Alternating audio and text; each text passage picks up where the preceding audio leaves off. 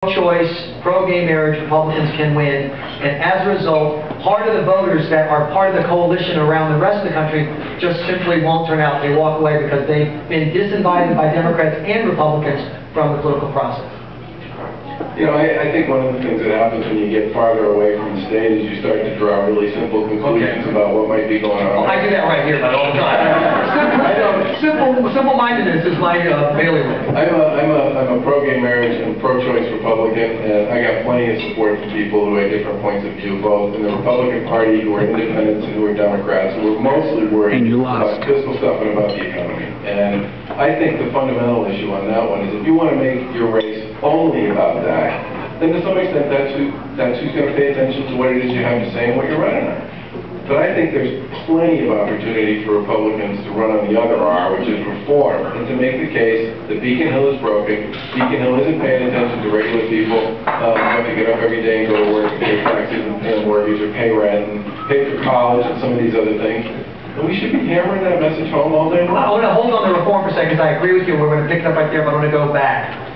You run for office in Massachusetts as a Republican. It doesn't matter if you want social issues to be part of it, because the press will make it part of it, and the Democrats will make it part. I mean, look at Ed Markey. He's in the Democratic primary. He's running against dead Charlton Heston in the NRA. They're going to dominate it. They won't let you. Don't Republicans need an aggressive answer to put them to level the playing field, as opposed to splitting half the fight pinned to the mat, saying, well, we're on socialists now, I just have to shut up and get beaten up. I guess I'm not supposed to talk about the other guy's primary, but, you know, I think what's going on in the Democratic primary now is really interesting, because Ed Markey, you're right, is running on a couple of core issues that are hot button.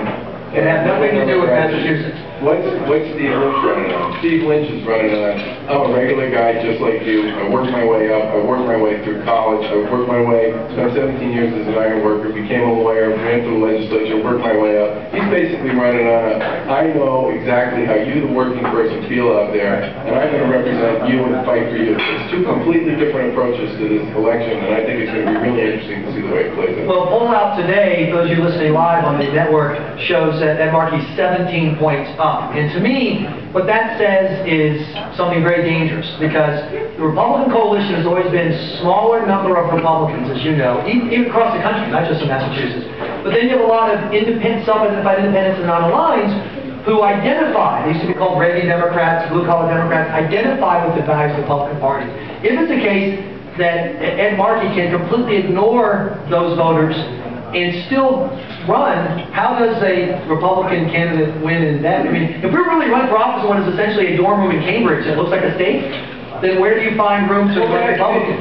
You know, I would actually argue that that's exactly the template that played out in 2010, right? The more moderate candidates who ran in that Democratic primary lost. I mean, Martha Coakley, the Attorney General, was probably, with possible exception of Kathy Winer, depending upon what the issue is, the most left-leaning candidate in that race. And that left the whole middle to Scott. And he ran right up it. And it worked out, I think, pretty well. So I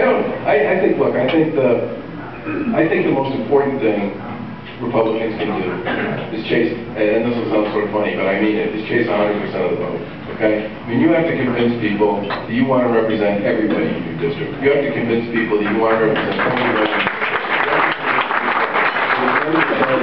You don't just care about the person who's exactly like you. You care especially about the people who aren't like you, because fundamentally, public service is just that. It's about serving everybody. And you need to do at the end of the day what fits with your values and your beliefs about what's the highest and best use of resources and what makes the most sense from a values point of view. But you've got to be able to make a case that you're chasing every vote. That would be the perfect closing comment, but I can't let you close because I want to get back to the reform issue. Okay.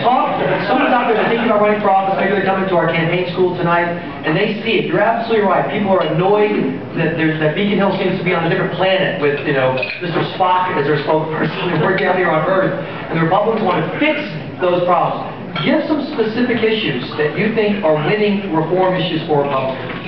Well, let's start with the fact that in 2008, the state passed the transportation, 2009, the state passed the transportation reform bill, okay?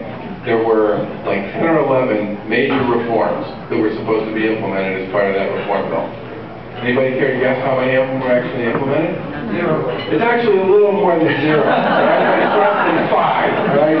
So my point here is, point number one is you can say, look, until we see those reforms, which are all about faster, better, smarter use of resources in public construction and transportation in Massachusetts, until we see those reforms that people said they were going to do 2, 3, 4 years ago get implemented, why are we talking about anything other than that?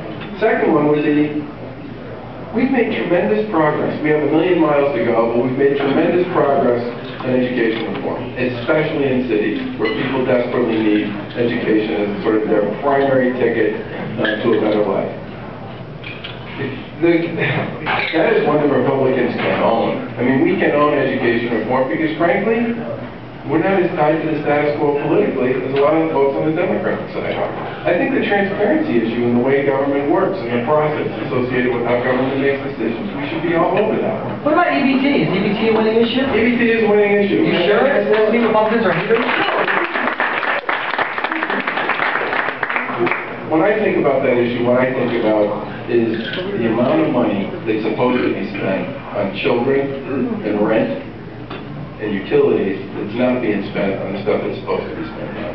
And anybody who thinks it's good for people who are struggling to get by, who have children, to have those cards out there, to have money that could otherwise be available to support those kinds of things being spent on casinos and liquor and tattoos and all the other stuff, and cruises and all the other stuff people talk about, or the fact that those cards are tradable and that people can sell them and use them as sort of barter. I mean, I just think people, the government calls that one anecdotes. I mean, I look at that and what I see is trash. I mean, that's not what the point of all this is supposed to be about. This is supposed to be about coming up with a program that's as tightly managed as possibly can be to ensure that the resources are actually going to the people they're intended to serve, which most people would have no problem with.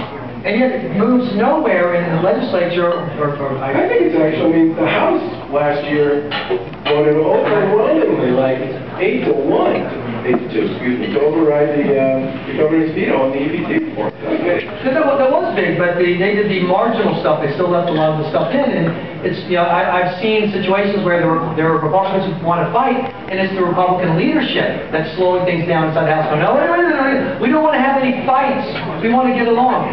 Do you think that the Republican Party is aggressive enough in Massachusetts, or will they create problems for themselves if they seem partisan? Let me give my take and I'll get your reaction. My attitude is, you're going to get trashed in the press anyway as the party of evil haters. Why not go out and make your points with the voters and let the press call you whatever they want? I do think there is some notion of tone. Okay? I had a lot of people who said to me after my race in 2010, I know you really well, Charlie. I worked with you. I grew up with you. I hung out with you on the ball fields with our kids. I never really saw that you in a lot of what I saw on TV. You seemed a lot more edgy and aggressive and angry and harsh than I think you are in real life. And I think it's perfectly possible to make your case and to fight for it and to be aggressive about it without having people come away thinking that it's just anger that's fueling whatever it is you're debating. I mean, you can win a debate with humor. You can win a debate. I mean, I think the master of this, to tell you the truth, was probably the most famous Republican of all, Abraham Lincoln.